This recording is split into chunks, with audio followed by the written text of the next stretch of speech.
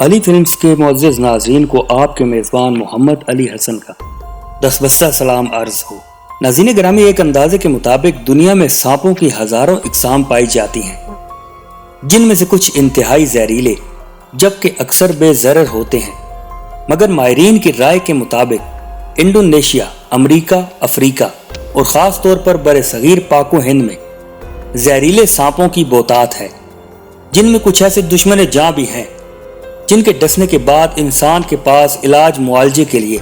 محض لمحات ہی ہوتے ہیں، جو کہ فوری طور پر تقریباً ناممکن ہے، جبکہ یہ بات بھی تسلیم شدہ ہے کہ موجودہ ساون اور بھادوں دو ایسے موسم ہیں جن میں ان کے ڈسنے کے امکانات کئی گنا بڑھ جاتے ہیں۔ سو آج ہم اپنے ناظرین کے سامنے پاکستان اور بھارت میں پائے جانے والے اس خطرناک ترین سانپ کا تعارف رکھیں گے، جس کا دعویٰ ہے کہ میرے سامنے تو سنگلاخ پتھر بھی ریزہ ریزہ ہو جاتے ہیں، تو پھر انسان کیا چیز ہے؟ ہماری مراد ہے اپنے ہی ہم وطن سنگچور سے۔ ناظرین، میں ہوں محمد علی حسن اور آپ دیکھ رہے ہیں علی فلمز۔ لیکن سنگچور کے دنیا میں قدم رکھنے سے پہلے ہماری چینل پر نئے آنے والے دوستوں سے یہ التجا ہے کہ وہ اس کو سبسکرائب کر کے ساتھ موجود نہ بجنے والی گھنٹی کی علامت کو ضرور دبا دیں۔ معزز خواتین و حضرات، ہماری عقل محدود یہ سمجھنے سے تو قاصر ہے کہ فطرت نے اتنی خوبصورت زندگی کے ساتھ ساتھ موت کے ان سوداگروں کی تخلیق کیوں کی، لیکن بہرحال یہ ایک حقیقت ہے کہ اس وادی صدرنگ میں موت اور زندگی ساتھ ساتھ ہی چلتے ہیں، جبکہ یہ سنگچور سانپ بھی بجا طور پر موت کا نمائندہ ہونے کا حق رکھتا ہے۔ صدیوں کی انسانی تحقیق کے مطابق یہ سانپ مختلف شکلوں اور رنگوں میں پایا جاتا ہے۔ کہا جاتا ہے کہ زندگی کے اس دشمن کی اپنی عمر عام طور پر 15 سے 20 سال تک ہوتی ہے، جبکہ یہ تقریباً 1 فٹ سے لے کر 1 میٹر تک لمبائی میں پیلے اور سبز رنگ کے علاوہ کالے رنگ میں بھی پایا جاتا ہے، جبکہ اس کی کچھ اقسام ایسی بھی ہیں جن کی لمبائی صرف انچوں تک محدود ہوتی ہے، لیکن ان سب نسلوں کے درمیان ان کا انتہائی زہریلا ہونا ایک قدر مشترک ہے۔ برصغیر میں پائے جانے والے سنگچور عام طور پر کالے رنگ کے حامل ہوتے ہوئے 1 گز یا اس سے کچھ زیادہ لمبے قد کے ہوتے ہیں، جبکہ ماہرین کے مطابق اس کے جسم پر ہر 1 انچ کے بعد ایک چوڑی نما کڑا ہوتا ہے، جو اس کی بنیادی پہچان ہے۔ سنگچور عام طور پر اگرچہ ساون کی نشیلی ہواؤں کا دلدادہ سمجھا جاتا ہے،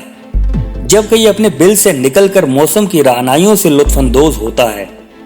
لیکن یہ بات بھی مشاہدے میں آئی ہے کہ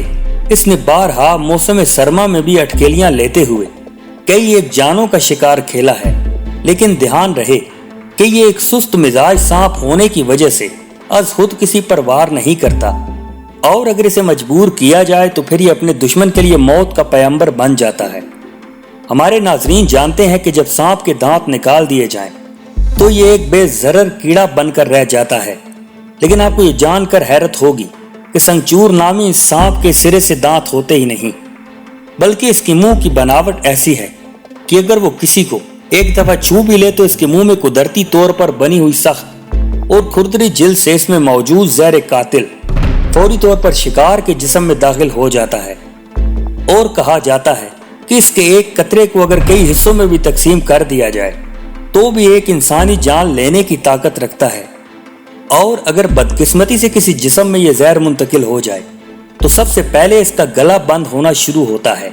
اور اس کے ساتھ ہی سانس کی آمد و رفت میں شدید تنگی کا احساس ہوتا ہے، اور اگر بروقت یعنی انہی لمحات میں اس کا تدارک نہ کیا جائے تو پھر زندگی بچانا تقریباً ناممکن ہو جاتا ہے۔ ماہرین کے مطابق سنگچور کے ڈسنے کے چند ہی لمحوں بعد جب سانس کی آمد و رفت میں